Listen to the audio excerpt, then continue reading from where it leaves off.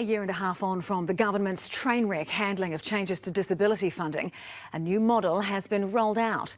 Gone are controversial limits on how parents and carers spend their allocated budgets, making way for more flexibility and freedom. While the sector's welcoming it, many still want an apology for the way it's been handled. For sure. As Lloyd Burr reports. It's been 18 months of... I have to apologise because I watched both 1 and 3 tonight when I was looking at this. Hopefully it's in this one. The minister actually does the opposite of an apology. She stands by the decisions they made 18 months ago, which they're now changing, which is an acknowledgement that they were bad, but she stands by them. It's quite surreal. Protests and petitions in the disability community, that pressure finally paying off today. We've taken the community's feedback on board and will bring back more choice and control for flexible funding. Louise Upston cleaning up the mess left by previous Minister Penny Simmons, who had presided over botched budget restrictions that blindsided the sector. The last year has been incredibly challenging for many disabled people, their families and carers. Challenging because Simmons clamped down on what could be considered frivolous spending. Yeah. Funding has also been used for massages, overseas travel, pedicures, haircuts for carers. Because the last thing we want to do is fucking humanise those disabled people, allow them to feel a bit better about life with some help from the government. That'd be a terrible thing. Oh, hey, now speaking of, completely off topic now, I got an email during the week. You know the lady that's been at all his stand-ups? She shares the office with him in Botany. So they share an office in Botany. Oh, there she is there. Yes. Yeah. So someone messaged me during the week, I can't remember who, sorry, and said they share an office. So it's a bit weirder even still. It's like you got to bring your workmate along with you everywhere you go sort of thing. So that's another layer to this conversation as well, which is not the conversation we're having right now. I'm sorry for the tangent. Prompted a backlash from the community, a partial backdown and the sacking of Simmons by the Prime Minister. The right person to lead that work and do that work is Louise Upston. Yeah, it's always good when the leader blames someone else and throws him under the bus, doesn't take accountability or responsibility themselves, like a good CEO would, Chewie. In Upston 18 months, but today the revised plan was finally revealed. The purchasing guidelines will be removed entirely.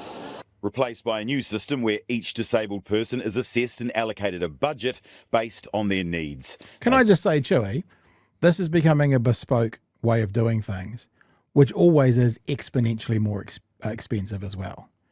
So this is like that classic example around COVID when some people were getting COVID payouts that weren't in the country or didn't need it.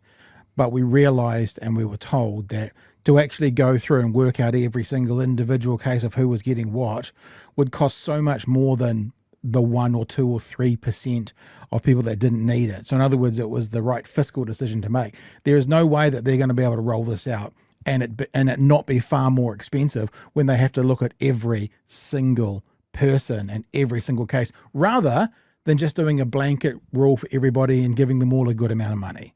So this is going to be a part of what you hear. This government is obviously saying we got this so very, very, very, very, very wrong that we're now going to spend more money than we need to fixing it up when we could just pay everyone more and it'd be cheaper. So they're actually acknowledging how bad they fucked up by what they're doing now, even though they won't acknowledge it. They are acknowledging it, if that makes sense. I think on its first pass, like these 3 bullet points that are up on screen at the moment, it doesn't seem too bad to me. But I have no experience.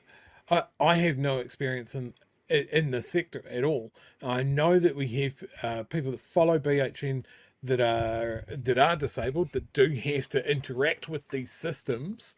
They were very, very vocal in our chat at the time that the changes that were coming in were going to make their lives exponentially worse and more difficult. I want to hear from them now. Please let us know what you think about this. They made their announcement at I don't know what you call it, but a whole bunch of suppliers get together in a big hall, whatever those things are called, a conferencey type thing, and the disability. It was for disabled secondary school students going out of schooling. That's what the thing was.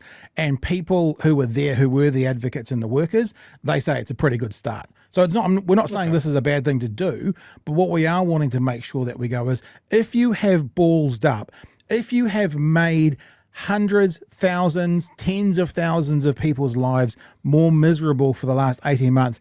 Just man up and just go, we got it wrong. You know, a politician going, we got it wrong, actually goes a long way, rather than, and I believe we're going to see it, Louise Upston standing by the decisions that were made, which they're now having to correct. Yeah. Have relative freedom to spend that on goods and services they and their carers need. But once the money's gone, it's gone. There's a responsibility that goes with that freedom to spend their budget according to their plan and their choices. The announcement today, I think, was foundational because so they're not unhappy. Flexibility. They're saying it's okay. More importantly, the trust in people to spend their packages and manage funding to live the lives that they want to live. I think the government's really come out with a positive announcement that is giving certainty to disabled people in terms of where the system is going. I think it's great they're bringing in choice and control, or at least making choice and control more of a priority. I think it's also great that they're looking at assessments and trying to find a way to make them more uniform across the country. Has the government got it right? I think they've got it right. Let's watch now.